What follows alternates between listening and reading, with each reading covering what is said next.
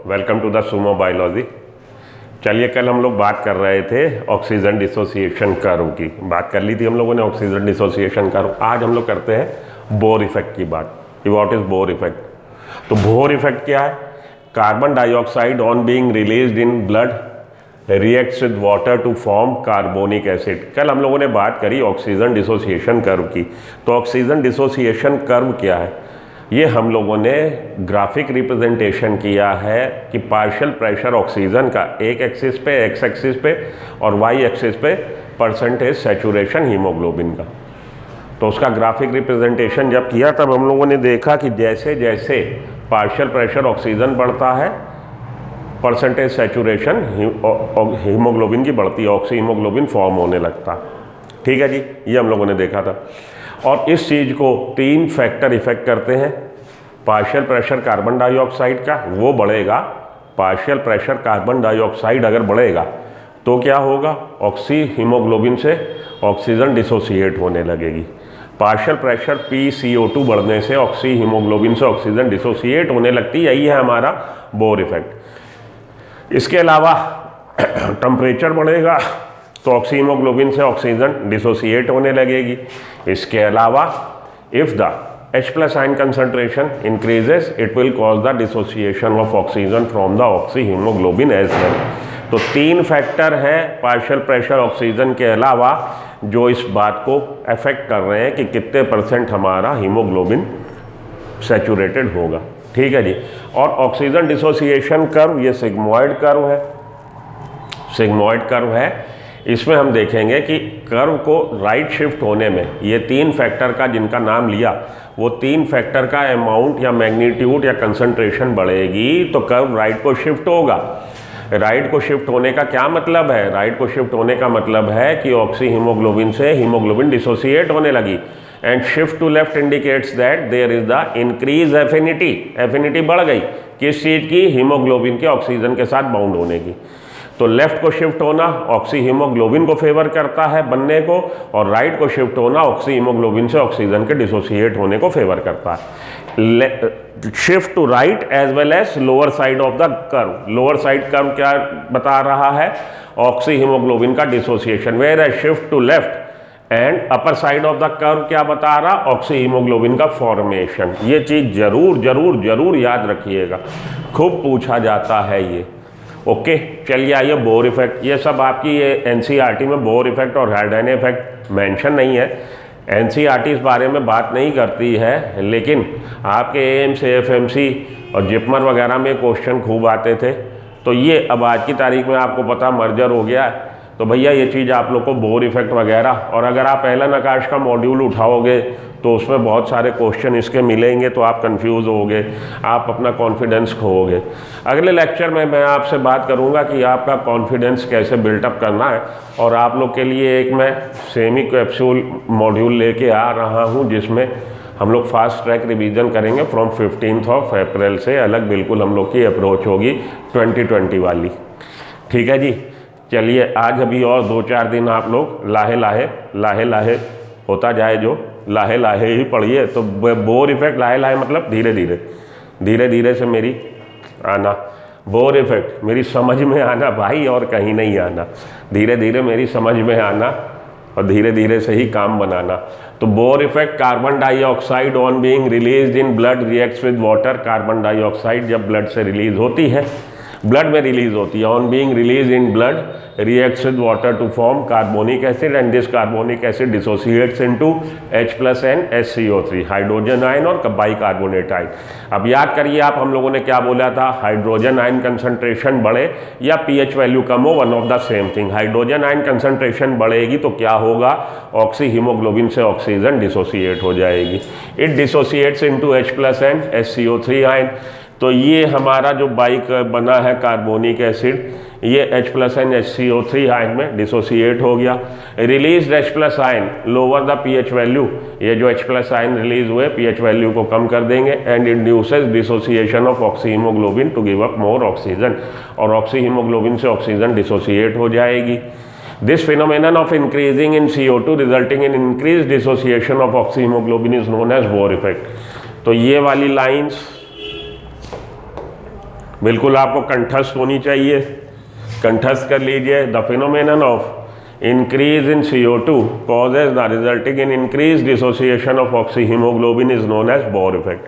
This is an important factor increasing oxygen transport। ये एक important factor है, oxygen transport को बढ़ावा देता है। The presence of CO2 decreases the affinity of hemoglobin for O2। CO2 की presence हीमोग्लोबिन की एफिनिटी को कम कर देता है, किसके लिए? ऑक्सीजन के लिए। And increases release of oxygen to the tissue, साथ के साथ ऑक्सीजन को रिलीज करता है टिश्यूज में। तो oxy haemoglobin, the presence of CO2 decreases the affinity, CO2 का बढ़ना, हीमोग्लोबिन की एफिनिटी लगाओ, को एफिनिटी लगाओ, CO2 के साथ लगाओ, कम हो जाता है। तो इसमें तेरा घाटा मेरा कुछ नहीं जाता वाली बात। एफिनिटी अगर कम हो गई हीमोग्लोबिन की तो भैया हीमोग्लोबिन उसको अपने साथ रखेगा नहीं, उसका परित्याग कर देगा। हीमोग्लोबिन ऑक्सी हीमोग्लोबिन से हीमोग्लोबिन अलग, ऑक्सीजन अलग। And increases the release of oxygen, इस तरह से ऑक्सीजन रिलीज हो जाएगी टिश्यू लेवल पे। अरे भैया ऑक्सी हीमोग्लोबिन बना कहाँ बना? एल्वियोलाई लेवल पे। एल्वियोलाई पे लेवल पे क्योंकि PO2 ज़्यादा है, ऑक्सी हीमोग्लोबिन बना। अब वो ऑक्सी हीमोग्लोबिन ऑक्सीजनेटेड ब्लड में कहाँ आया? हमारे लेफ्ट ऑरिकल से, लेफ्ट वेंट्रिकल से सिस्टमेटिक सर्कुलेशन में, ऑर्टा से, और टिश्यू लेवल पे। टिश्यू लेवल पे क्या सीन है? टिश्यू लेवल पे सेल में चल रहा मेटाबॉलिज्म, रेस्पिरेशन, इंटरनल रेस्पिरेशन, उसमें क्या बन रही है? उसमें बन रही है CO2। तो टिश्यू लेवल पे CO2 कंसंट्रेशन ज़्यादा, पार्शियल प्रेशर CO2 कितना है टिश्यू लेवल पे? 45 millimetre of mercury. Whereas oxygenated blood में कितना? 40। तो CO2 उधर से आएगी इधर, उधर से किधर? उधर से मतलब टिश्यू लेवल से आएगी कहाँ? कैपिलरी में, ब्लड में। तो ब्लड में आई, CO2 के आने से क्या बोला? CO2 आ गई ब्लड में, क्या करेगा? ऑक्सी हीमोग्लोबिन का डिसोसिएशन कर देगा। ऑक्सी हीमोग्लोबिन का डिसोसिएशन हुआ, ऑक्सीजन रिलीज हो गई। ऑक्सीजन कहाँ ज़्यादा है? ऑक्सीजन हमारे ऑक्सीजनेटेड ब्लड में ज़्यादा, सिस्टमेटिक सर्कुलेशन में ज़्यादा। तो CO2 उधर से आई इधर, और इधर से O2 उधर चली गई। अरे इधर उधर किधर?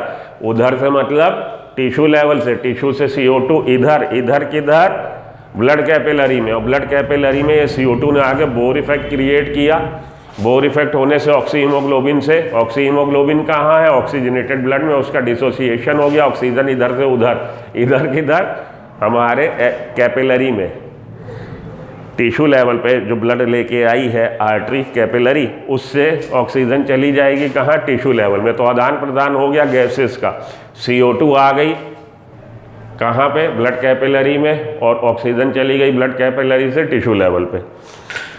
Releases of oxygen, the pH of blood falls as it concentration CO2 वही सब बातें बताई हैं। बोर इफेक्ट को एक्सप्लेन किया कि बोर इफेक्ट का मैकेनिज्म क्या है।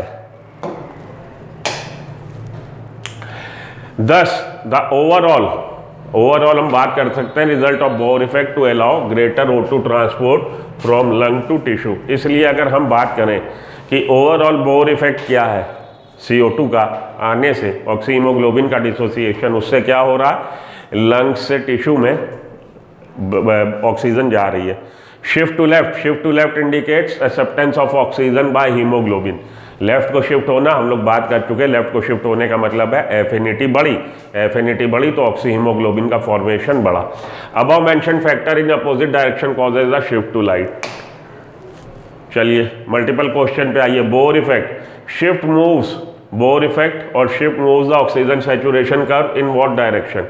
तो किस डायरेक्शन में होगा? बोर इफेक्ट की वजह से अब उसकी क्या होगी? एफिनिटी कम होगी, तो राइट को शिफ्ट होगा। और कर्व का कौन सा पार्ट ऑक्सी हीमोग्लोबिन से ऑक्सीजन के डिसोसिएशन को डिनोट करता है? लोअर पार्ट, तो lower and down and right. Bore effect shift कर देगा ऑक्सीजन सैचुरेशन कर्व। तो ऑक्सीजन सैचुरेशन कर्व जो हमारा क्या है भैया? सिग्मोइड, तो उसको उसने किधर शिफ्ट कर दिया? Lower and right. तो ये बगैर बोर इफेक्ट के, ये विद बोर इफेक्ट के, लोअर एंड राइट शिफ्ट हो गया। ऑक्सी हीमोग्लोबिन से ऑक्सीजन निकल गई। This is useful, it means that more carbon dioxide can be dissociated, more oxygen is placed into haemoglobin. ये यूजफुल है। क्यों यूजफुल है? क्योंकि मोर oxygen is displaced from the haemoglobin, कि हीमोग्लोबिन से ज़्यादा ऑक्सीजन निकल जाएगी। तो दो इसमें क्वेश्चन है आपके। एक पूछ रहा है बोर इफेक्ट होने से कर्व किधर शिफ्ट हो रहा है, your answer down and right. Curve किधर शिफ्ट हो रहा है, डाउन एंड राइट। और दूसरा, ये बोर इफेक्ट यूजफुल है, किस बात के लिए यूजफुल है, इस बात के लिए यूजफुल है कि इसकी सहायता से ऑक्सीजन डिस्प्लेस्ड हो रही है फ्रॉम द हीमोग्लोबिन। तो ये चार ऑप्शन दे रखे हैं, उसके इंपॉर्टेंस है कि बोर इफेक्ट का क्या इंपॉर्टेंस है, ये पूछ रहा। इस वाले क्वेश्चन में पूछ रहा कि बोर इफेक्ट की इंपॉर्टेंस क्या है। बोर इफेक्ट की इंपॉर्टेंस ये है कि इसकी वजह से it causes the oxyhaemoglobin to dissociate and diffusion of oxygen from higher concentration area towards the lower concentration area, ये हो रहा है। और बोर इफेक्ट की वजह से शिफ्ट किधर हो रहा, राइट एंड डाउनवर्ड।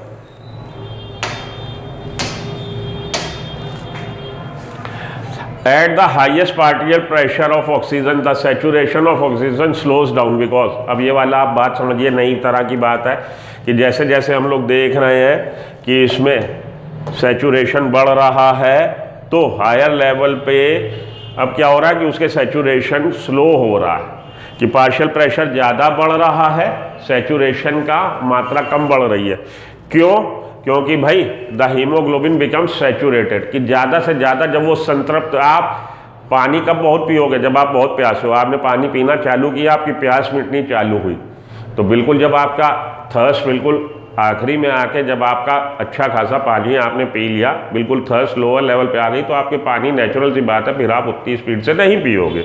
वही चीज़ यहाँ है, शुरू में ऑक्सीजन हीमोग्लोबिन के साथ जब बाउंड होनी चालू हुई है, हीमोग्लोबिन कम सैचुरेटेड है। जैसे जैसे हम लोग बिल्कुल आखिरी स्टेज पे आते हैं, लास्ट साइड पे आ रहे हैं, जब ये बिल्कुल ऑलमोस्ट फ्लैट हो रहा है, क्योंकि सैचुरेशन काफ़ी हो चुका है हीमोग्लोबिन का, द हीमोग्लोबिन बिकम सैचुरेटेड। अब उसके सैचुरेशन का कि 96% से 97% हो जाए तो पार्शियल प्रेशर काफ़ी ज़्यादा बढ़ जाएगा, बढ़ेगा तभी होगा, ठीक है ना। तो 90 के बाद आप देखोगे बहुत स्लो सा हो जाता है। शुरू में इनिशियली आपको पता लग रहा है जी 10 से 15 मिलीमीटर ऑफ मरकरी बढ़ रहा, तो वो भी 5-7% सैचुरेशन बढ़ रहा, लेकिन आखिरी के कि पता लग रहा है जी 1% सैचुरेशन बढ़ने के लिए लगभग उसको 10 से 20 मिलीमीटर ऑफ मरकरी प्रेशर बढ़ना पड़ रहा, क्योंकि हीमोग्लोबिन काफ़ी हद तक सैचुरेटेड हो चुका है, ये बात है। The blue line in this graph indicate, blue line के ये देखिए ग्राफ, ये हमारा नॉर्मल पर्सन का ग्राफ, ये एक ब्लू लाइन और ये एक रेड लाइन। तो पूछ रहा है जी ब्लू लाइन क्या इंडिकेट कर रहा है, बोर इफेक्ट इंडिकेट कर रहा, रेगुलर हीमोग्लोबिन इंडिकेट कर रहा, फीटल हीमोग्लोबिन। तो बोर इफेक्ट होता तो किधर होता, बोर इफेक्ट होता तो लोअर और राइट, रेड वाला बोर इफेक्ट शिफ्ट दिखा रहा, ये रेड वाली लाइन हमारे बोर इफेक्ट को डिनोट कर रही है, ब्लैक वाली लाइन नॉर्मल को, और ये फीटल हीमोग्लोबिन को। फीटल हीमोग्लोबिन में देखिए कल हम लोगों ने बात करी थी कि हम लोगों के केस में 50% सैचुरेशन कितने पे आ रहा है, near about 27 millimetre of mercury, और फीटल हीमोग्लोबिन में 16 to 17 पे आ जाता, क्योंकि फीटल हीमोग्लोबिन में हीमोग्लोबिन की बाइंडिंग एफिनिटी ज़्यादा है, वो कम पार्शियल प्रेशर पे ही ज़्यादा से बाउंड हो जाएगा, 30% ज़्यादा है।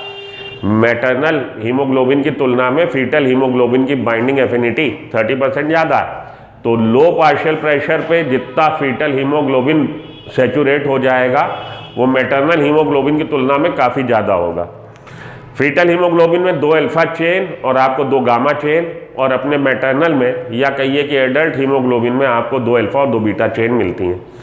The blue line on this graph indicates that it is the representative of किसका, फीटल हीमोग्लोबिन का। ओके, तो your answer should be fetal haemoglobin. Bohr effect नहीं, रेगुलर हीमोग्लोबिन नहीं, हीमोग्लोबिन ड्यूरिंग एक्सरसाइज नहीं।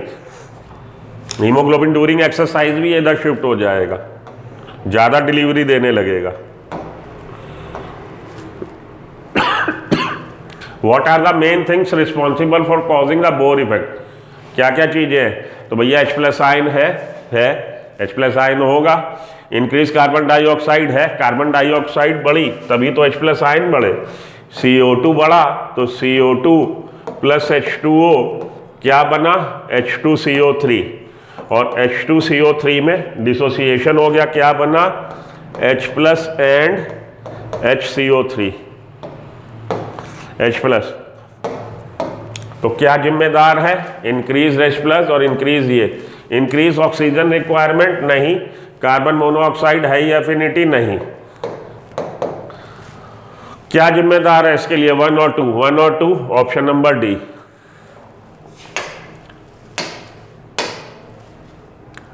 During oxygen transport the oxyhaemoglobin at the tissue level liberates oxygen to the cell, because oxygen transport जब हम देख रहे हैं तो ऑक्सीजन ट्रांसपोर्ट का एक हम लोग बना लें, ये हमारा एल्वियोलाई और ये हमारा heart, 4 chambered heart.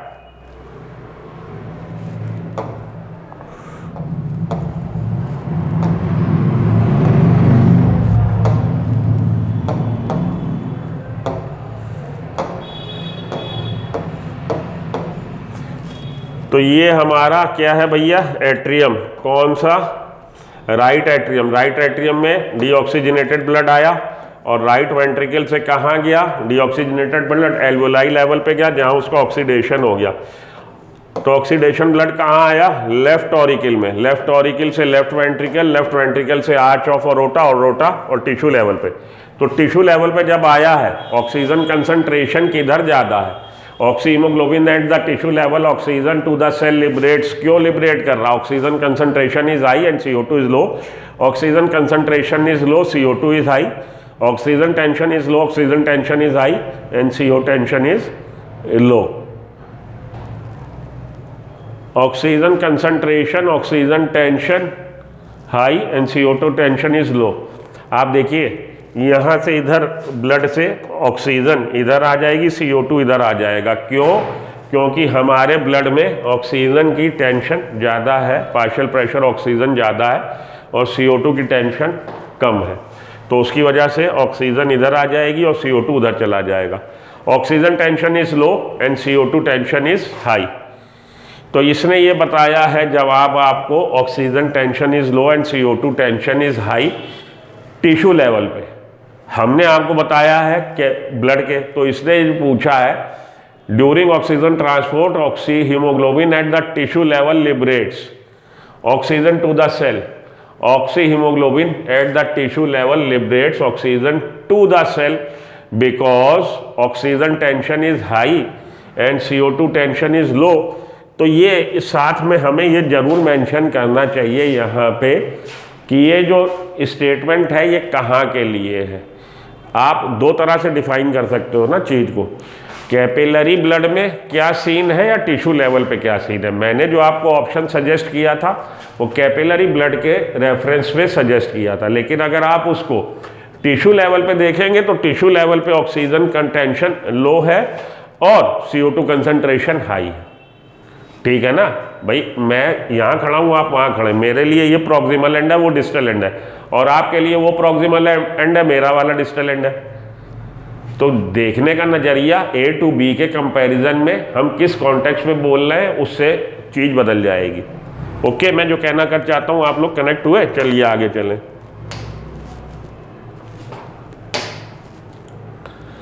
Fetal haemoglobin shift the oxygen saturation curve, what direction? Left and up. The iron found in haem group, iron जो मिल रहा कौन सा मिल रहा? आयरन मिल रहा फेरस कंडीशन में, iron in the ferrous form F2 से F3 हो जाता है, फेरस से फेरिक में ऑक्सीडाइज्ड हो जाएगा, तो फेरस कंडीशन में मिल रहा है। What color line represents the oxygen saturation curve during intense exercise? Intense exercise में what color line represents the oxygen saturation curve during intense exercise? तो ये देखिए, ये नॉर्मल है, ये फीटल है, ये रेड वाला रिप्रेजेंट कर रहा किसको? इंटेंस एक्सरसाइज को। इंटेंस एक्सरसाइज में क्या होगा? ऑक्सीजन का डिसोसिएशन ऑक्सीहीमोग्लोबिन से ज़्यादा होने लगेगा, ज़्यादा डिलीवरी होने लगेगी।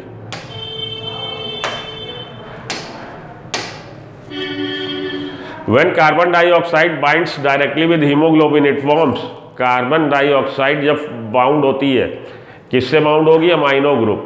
तो हीमोग्लोबिन में पॉलीपेप्टाइड चेन जो मिल रही है उसमें अमाइनो एसिड से अमाइनो ग्रुप से बाउंड होती, तो कार्बिमीनो हीमोग्लोबिन बनाता, कार्बिमीनो हीमोग्लोबिन बनाएगा। तो Hb के साथ जब O2 बाउंड होता है तो ऑक्सी हीमोग्लोबिन बनता है HbO2, और इसके साथ हीमोग्लोबिन के साथ जब CO2 बाउंड होता है तो क्या बनाता है? HbCO2। कार्बिमिनो हीमोग्लोबिन। यही पूछा गया आपसे कि कार्बन डाइऑक्साइड के साथ जब बाउंड हुआ क्या बनाया, कार्बिमिनो हीमोग्लोबिन।